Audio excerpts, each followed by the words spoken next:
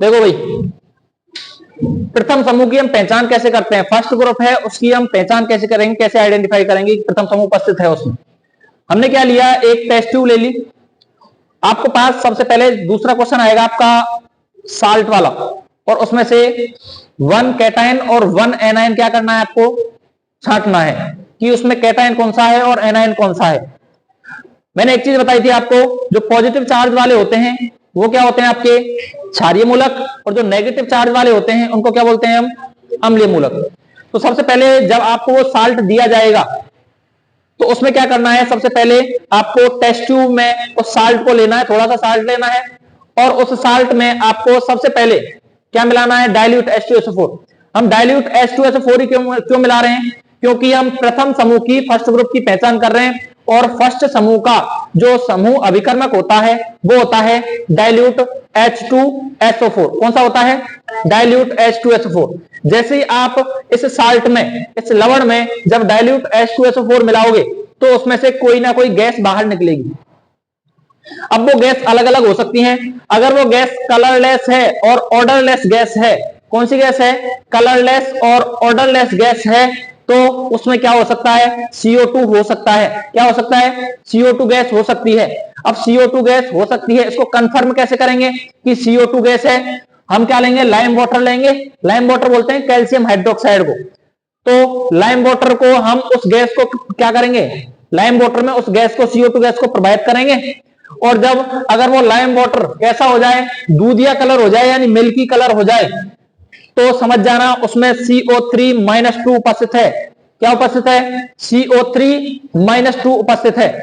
अगर gas colourless हो और रोटन एग स्मेल आ रही हो, रोटन एग का मतलब होता है सड़े अंडे जैसी, कैसी? सड़े अंडे जैसी अगर उसमें बदबू आ रही है, सड़े अंडे जैसी गंध आ रही है, तो उसमें H2S हो सकता है। H2S हो सकता है। कंफर्म कैसे करेंगे कि उसमें H2S है? कंफर्म करने के लिए आपको क्या लेना है? फिल्टर पेपर लेना है, और उस फिल्टर पेपर को लेड एसीटेट में क्या करना है? डिप करना है। और जैसे ही आप उसको लेड एसीटेट में डिप करोगे और उस फिल्टर पेपर को, भीगे हुए फिल्टर पेपर को कहां लेके जाओगे? परख नली के मुंह की तरफ लेके जाओगे, तो अगर उसका कलर कैसा हो जाए? ब्लैक हो जाए, तो समझ जाना उसमें S-2 प्रेजेंट है। क्या है? उपस्थित है उसमें S-2 प्रेजेंट है। अगर वो गैस कैसी हो? कलरलेस हो और पंजेंट स्मेल गैस हो। पंजेंट स्मेल होती है दम घोंटू गैस। जैसे आप उसको सूंघोगे ना तो खांसी आ जाए, वो होती है आपकी दम घोंटू गैस। अगर कलरलेस गैस हो, यानी रंगहीन, कलर कैसा हो उसको? रंगहीन हो, और दम घोंटू गैस हो, तो उसमें SO2 हो सकता है। क्या हो सकता है? SO2 हो सकता है। अब क्या करना है? कंफर्म करने के लिए क्या करोगे कि इसमें SO2 है? फिल्टर पेपर लेना है, और फिल्टर पेपर को किसमें भिगोना है? K2Cr2O7, potassium dichromate. क्या बोलते हैं इसको? पोटेशियम डाइक्रोमेट में क्या करना है? उसको डिप करना है, और वो फिल्टर पेपर कैसे कलर का हो जाए? ग्रीन कलर का हो जाए, तो समझ जाना उसमें SO3-2 प्रेजेंट है। क्या उपस्थित है? SO3-2 प्रेजेंट है। अगर वो गैस ब्राउन कलर की निकल रही हो, कैसे कलर की? ब्राउन कलर की गैस है, तो उसमें NO2 हो सकता है। क्या हो सकता है? NO2 हो सकता है। अब क्या करना है? फिल्टर पेपर लेना है, फिल्टर पेपर को KI या स्टार्च के सॉल्यूशन में डिप करना है। डिप करने के बाद उस टेस्ट ट्यूब के मुंह की तरफ लेके आना है। अगर वो फिल्टर पेपर का कलर कैसा हो जाए? ब्लैक या ब्लू हो जाए, तो उसमें क्या उपस्थित है? NO2- उपस्थित है। क्लियर है क्या? क्लियर है तक? नेक्स्ट है स्मेल लाइक विनेगर, यानी अगर सिरके जैसी गंध आ रही है उसमें से, कैसी गंध आ रही है? सिरके जैसी गंध आ रही है, तो उसमें CH3COOH वाष्प के रूप में हो सकता है, वेपर के रूप में हो सकता है। अब क्या करना है? उस साल्ट में आपको क्या मिलाना है? जल मिलाना है, और जल मिलाने के बाद उसको फिल्टर करना है। क्या करना है? छानना है। भाई उस साल्ट में क्या मिलाना है आपको? जल मिलाना है। जो आपको दिया गया साल्ट है ना, उसमें क्या मिलाना है आपको? जल मिलाना है। जल मिलाने के बाद उसको छानना है। छानने के बाद जो प्राप्त होगा उसमें क्या मिलाना है आपको? FeCl3 मिलाना है। क्या मिलाना है? FeCl3, यानी फेरे के क्लोराइड मिलाना है। अगर उसका कलर मिलाने पर उसका कलर कैसा हो जाए, वाइन रेड या ब्लड के जैसा कैसा हो जाए, रेड हो जाए, तो समझ जाना उसमें CH3COO माइनस उपस्थित है। क्या उपस्थित है? CH3COO माइनस प्रेजेंट है। क्लियर है?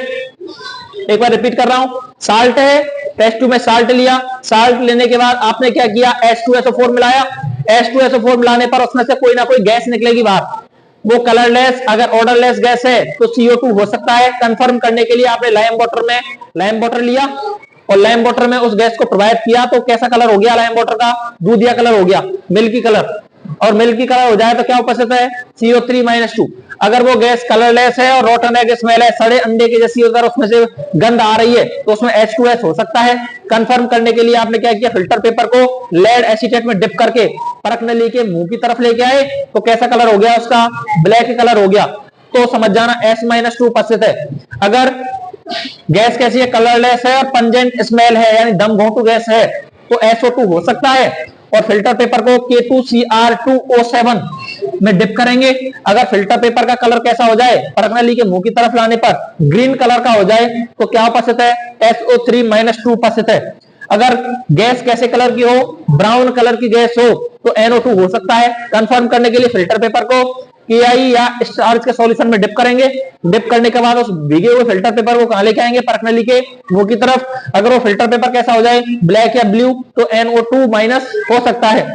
अगर गंध कैसी आ रही हो, स्मेल लाइक विनेगर यानी सिरके के जैसी गंध आ रही हो, तो वाष्प के रूप में अगर सिरके की जैसी गंध आ रही हो, तो उसमें CH3COOH हो सकता है। कंफर्म करने के लिए क्या किया, साल्ट लिया, उस लवण को लिया, टेस्ट ट्यूब में डाल लिया। टेस्ट ट्यूब में डालने के बाद आपने क्या मिलाया, उसमें जल मिलाया।